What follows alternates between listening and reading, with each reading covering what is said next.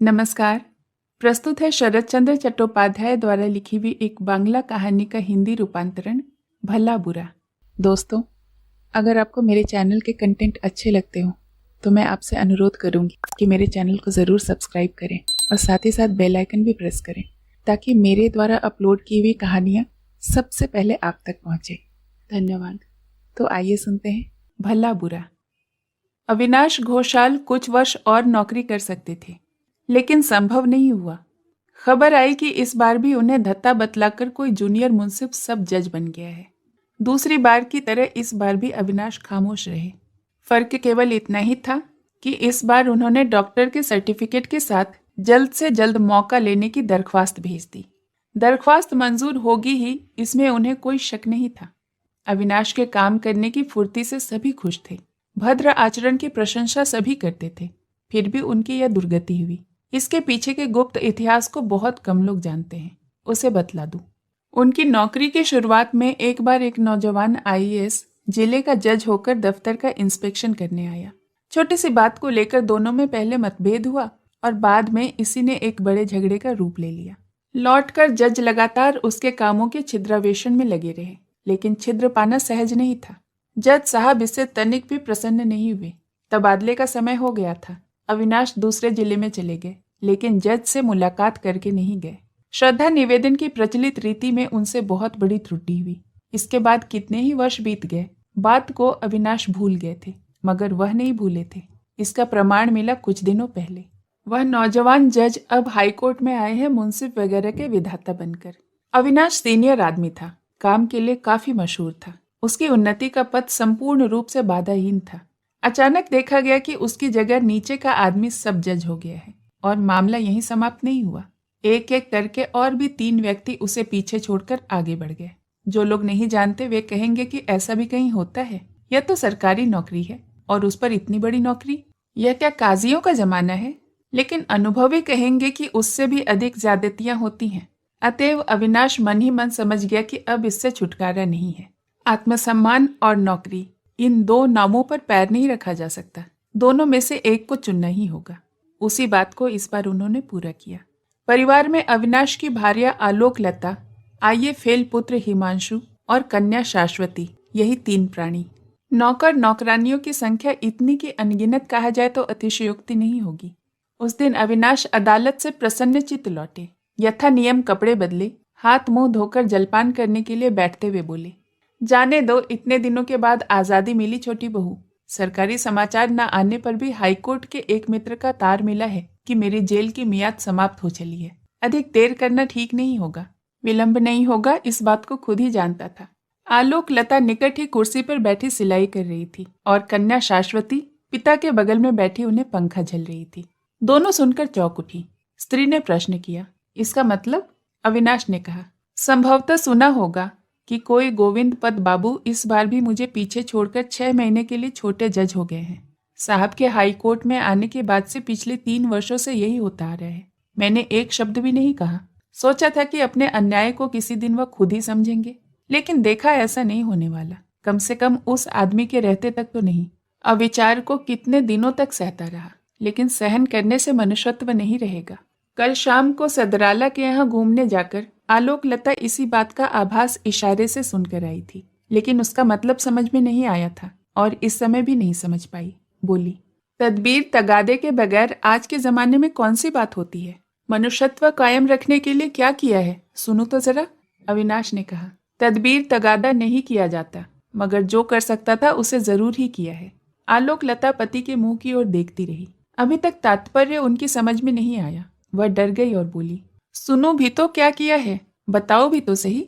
अविनाश ने कहा, वह है काम से इस्तीफा देना, और इस्तीफा दे भी दिया है। आलोक लता के हाथ से सिलाई का सामान जमीन पर गिर पड़ा। वजाहत की भांति कुछ देर तक खामोश रहकर बोली, क्या कह रहे हो? इतने प्राणियों को भूखा मारने का संकल्प किया है क्या? काम छोड़ा तो तुम्हारी कसम खाकर कहती हूँ मैं उसी दिन आत्महत्या कर लूंगी। अविनाश चुप बैठे रहे, कोई जवाब न दिया। दरख्वास्त अगर दे ही दी है तो वचन दो कि कल वापस ले लोगे। तुम चाहते हो कि मैं मर जाऊं? तुम तो जानती हो छोटी बहू कि मैं इसकी कामना नहीं करता। तुम पत्नी होकर अगर पति की मर्यादा को इस तरह से समाप्त कर सकती हो तो लोगों के सामने मैं मस्तक कैसे ऊंचा कर सकूंगा? बात अविनाश के मुंह में अचानक रुद्ध हो गई, पर खत्म नहीं हुई। आलोक लता ने कहा, तो क्या कहते हो? जवाब में एक कठोर बात उनकी जबान पर आई थी, मगर इस बार भी वह उसे नहीं बोल पाए। लड़की ने बाधा डाली। अब तक वह सब कुछ चुपचाप सुन रही थी, लेकिन अब उससे नहीं रहा गया। बोली, नहीं पिताजी, इस समय माँ में सोचने विचारने की ताकत नहीं है। तुम उन्हें कोई जवाब नहीं दे सकते।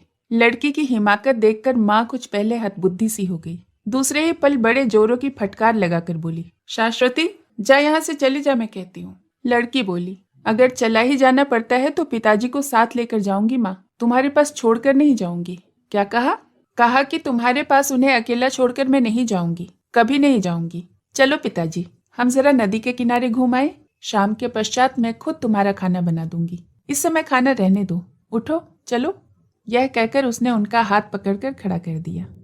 दोनों सचमुच ही चले जा रहे हैं। देखकर आलोक लता ने अपने आप को कुछ संभाल कर कहा, जरा रुको, सचमुच ही क्या एक बार भी नहीं सोचा कि तुम्हारे नौकरी छोड़ देने पर तुम्हारे परिवार के इतने प्राणी क्या खाएंगे? अविनाश ने जवाब देना चाहा, मगर इस बार भी लड़की ने रुकावट डाल दी। वह बोली, खाने की क्या सचमुच ही तुम्हें बहुत फिक्र हो गई है माँ? लेकिन रोना तो नहीं चाहिए। नौकरी छोड़ने पर भी पिताजी को पेंशन मिलेगी, वह भी कोई 300 रुपये से कम होगी क्या? बगल वाले मकान के संजीव बाबू 60 रुपये तनख्वाह पाते हैं। खाने वाले उनके यहाँ भी 9-10 हैं। कितनी बार देख कर आई हूँ। उनके यहाँ का खाना हमारे यहाँ से बुरा नहीं होता। उनका चल रहा है तो क्या हम 3-4 जनों का खाना पहनना नहीं चल सकेगा? माँ के धीरज का बांध टूट गया। कटु व्यंग के स्वर में चिल्ला उठी, जा भाग मेरी नजरों के सामने से। जब अपना परिवार बसाना तब गृहस्थी पना दिखाना। मेरी गृहस्थी में दखल दिया तो तुझे घर के बाहर निकाल कर खड़ा कर दूंगी। लड़की ने जरा हंस कर कहा, अच्छी बात है माँ, वही करो। पिताजी का हाथ पकड़कर मैं चली जाऊंगी। तुम और भैया पिताजी के पेंशन के सारे रुपए लेकर जो चाहो करो, हम कुछ भी नहीं कहेंगे। मैं लड़कियों के किसी स्कूल में नौकरी करके वृद्ध पिताजी का खर्च चला लूंगी। माँ आगे कुछ नहीं बोली। देखते देखते उनकी दोनों आंखों से आंसुओं की धारा बह चली। लड़की ने पिताजी का हाथ किंचित दबाकर कहा, चलो पिताजी, चलें, शाम हो जाएगी। अविनाश के पग बढ़ाते ही आलोक लता आंचल से आंखें पोंछकर रुंधे गले से बोली, जरा रुको तो, यह तुम्हारी कैसी भीष्म प्रतिज्ञा है? क्या इसमें फेरबदल नहीं हो सकता? अविनाश ने गर्दन हिलाकर कहा, नहीं, ऐसा नहीं हो सकता। देखो, मैं तुम्हारी स्त्री हूँ, तुम्हारे सुख दुख की साथीन हूँ। अविनाश बाधा देकर बोले, अगर यह सच है तो इतने दिनों तक मेरे सुखों का हिस्सा मिला है, अब मेरे दुखों का हिस्सा लो। आलोक लता ने कहा, मैं तैयार हूँ, मगर सारी इज्जत आबरू कायम रखने के लिए भी इतने रुपए काफी नहीं है। तो पेंशन के थोड़े से रुपयों से काम कैसे चलेगा? अविनाश बोले, इज्जत आबरू का मतलब अगर तुमने अमीरी ठाठ समझ रखा है तो तुमने गलत समझ रखा है। लेकिन तुम्हारी लड़की 19-20 की हो गई है, उसकी शादी कब करोगे?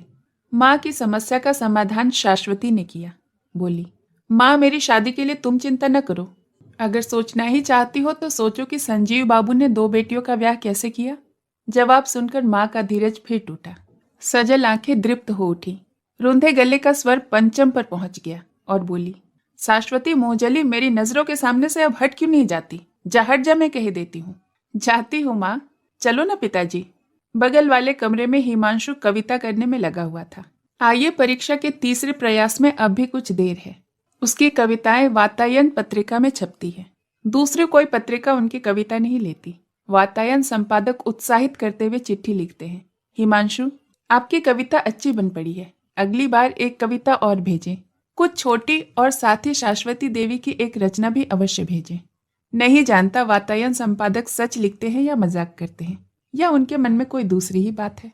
शाश्वती देखकर हंसती हुई कहती है, भैया, यह चिट्ठी दोस्तों को दिखाते न फिरना। क्यों, बतला तो। नहीं, यूं ही कह रही हूँ, अपने मुंह मियाँ मिट्ठू बनना अच्छा थोड़ी ही लगता है। कविता भेजने के पहले बहन को पढ़ाने के बहाने अपनी गलतियों को वह सुधार लेता है।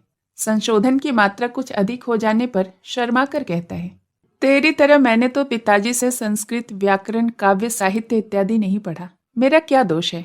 लेकिन शाश्वती, तू जान ले, यह भी कुछ कम नहीं है। 10 रुपए महीना पर एक पंडित रख लेने से सब कुछ बन जाता है।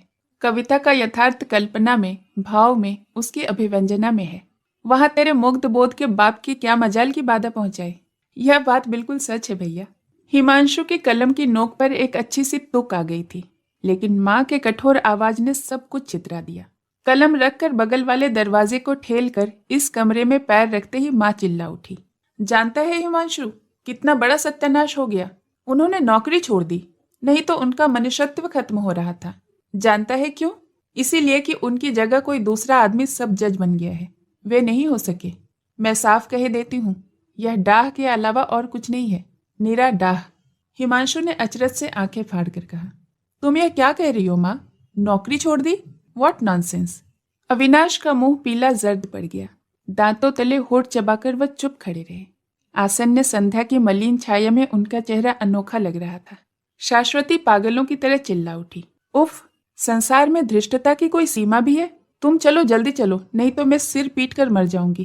कहकर अर्ध अचेत पिता को लेकर वह घर से बाहर चली गई। कहानी सुनने के लिए बहुत बहुत धन्यवाद।